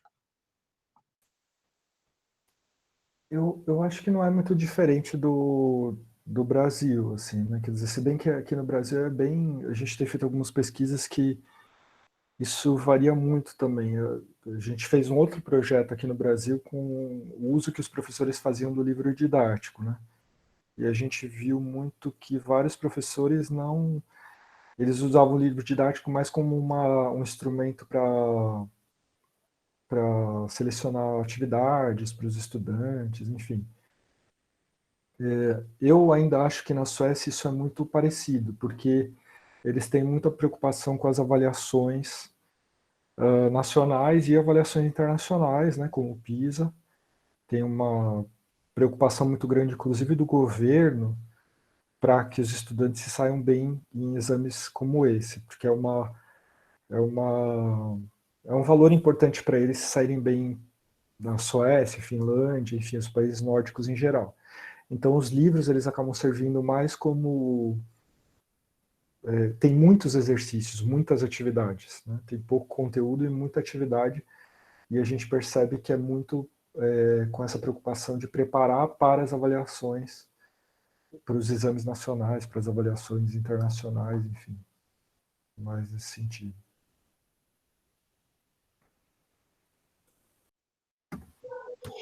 Bom, como última, acredito que pode ser a nossa última pergunta, né, por causa do horário, a Maria Arlita da Silveira Soares faz a seguinte pergunta: a contextualização pela própria matemática, relação entre campos matemáticos, é uma preocupação na Suécia?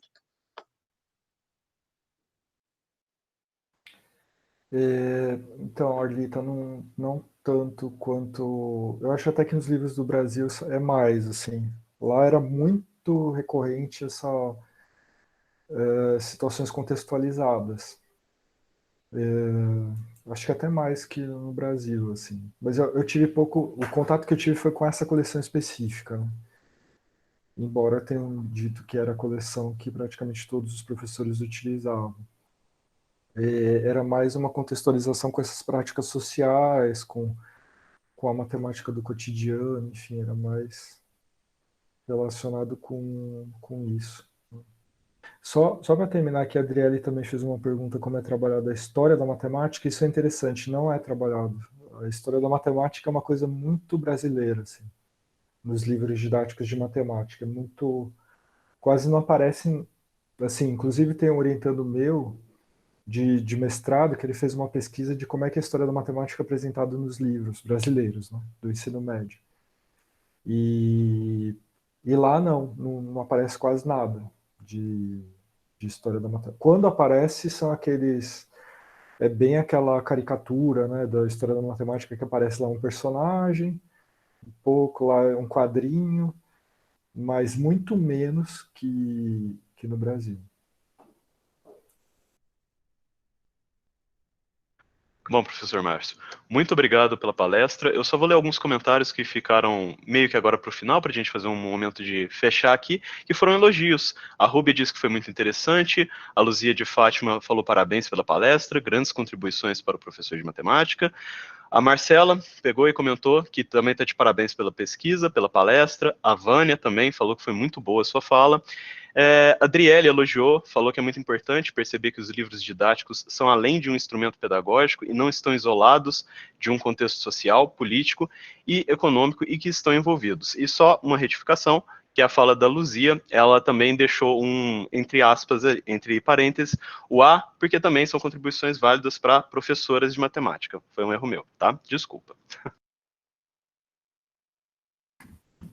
Então, Márcio, acho que tem aí algumas questões, né, que o pessoal colocou, e uma que eu queria, de curiosidade, aí perguntar é em relação, se vocês têm no grupo de pesquisa de vocês, alguma direcionada para os livros do ensino superior.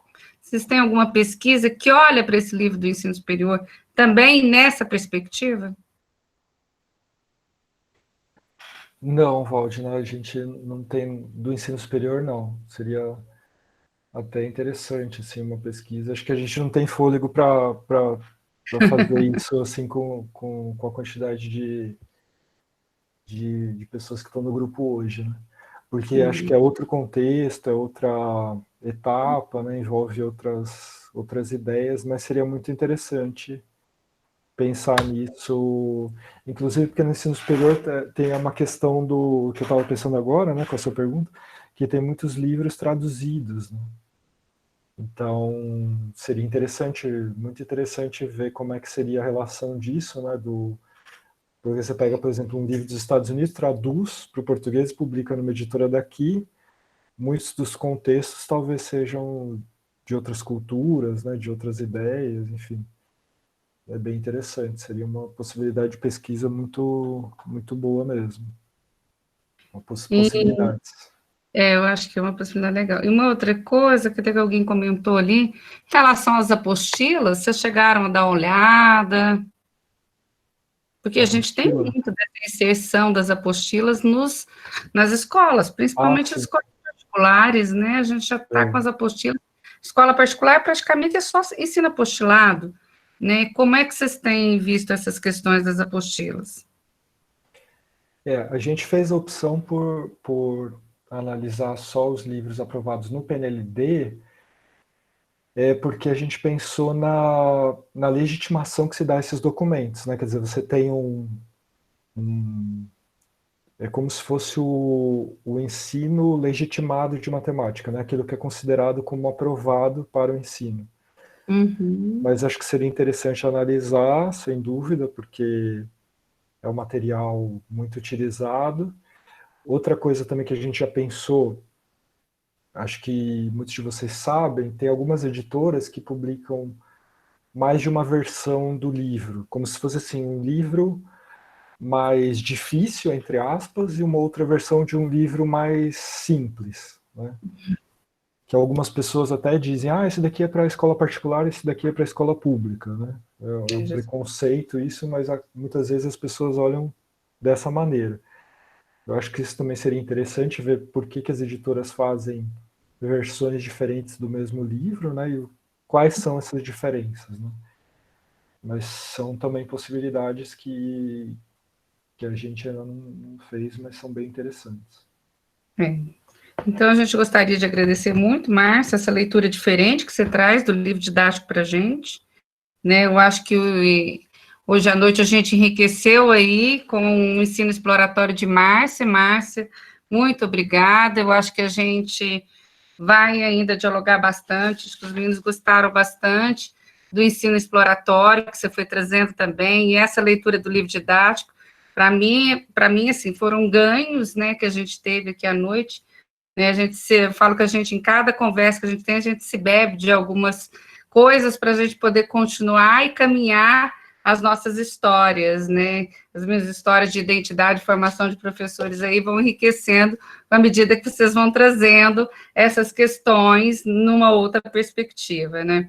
Eu acho que isso que faz da gente, né, a cada formação, a cada espaço, né, querer buscar e estar sempre com o outro, né, para a gente aprender um pouco mais.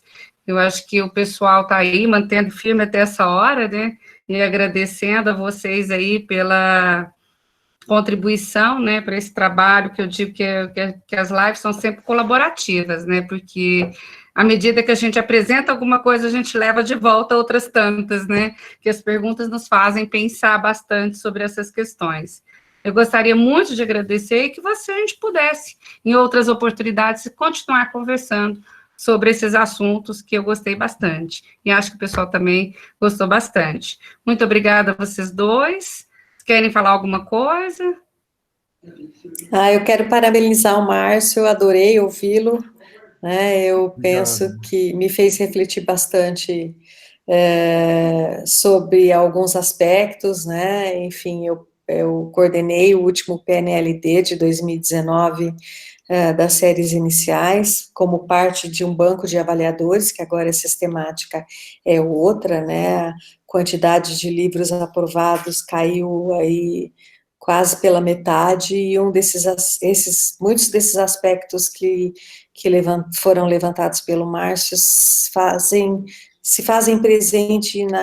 fez presente, né, na ficha, não sei se ainda está, mas se fez presente na ficha de avaliação, né, essa questão, enfim, eu penso que o Brasil tem avançado, não é o meu campo de pesquisa, né, mas me fez pensar, e de olhar, né, eu participei do processo antigo da avaliação, e tive a oportunidade de participar desse, eu acho que as coisas estão caminhando, ainda longe daquilo que nós desejamos, mas eu acho que muitos aspectos têm avançado, mas adorei, Márcio, poder ouvi-lo, para mim, foi bastante enriquecedor também. Obrigada. Eu que agradeço, Márcia, foi muito bom te ouvir também. E só para terminar, até que você fez parte da equipe, uma dificuldade que a gente tem encontrado muito, né, nos últimos... sempre, né, é assim, a disponibilidade desses livros, né? Assim, acho que seria muito interessante, por exemplo, a gente vai pesquisar livros de fora do país, a gente encontra bancos de repositórios com esses livros para pesquisadores, né? E aqui no Brasil é muito difícil, assim, você consegue os livros por professores, né? Seria muito bom se o Brasil tivesse um repositório de livros, né? Mesmo que a pesquisa, mesmo que fosse fechado para pesquisadores, né? Mas é um material muito interessante para a gente analisar, né? Muito interessante mesmo. Mas agradeço e foi muito bom participar com vocês. Muito obrigado. Muito obrigada, pessoal, e até uma próxima oportunidade. Beijo para vocês. Tchau, Obrigada. tchau. Beijo.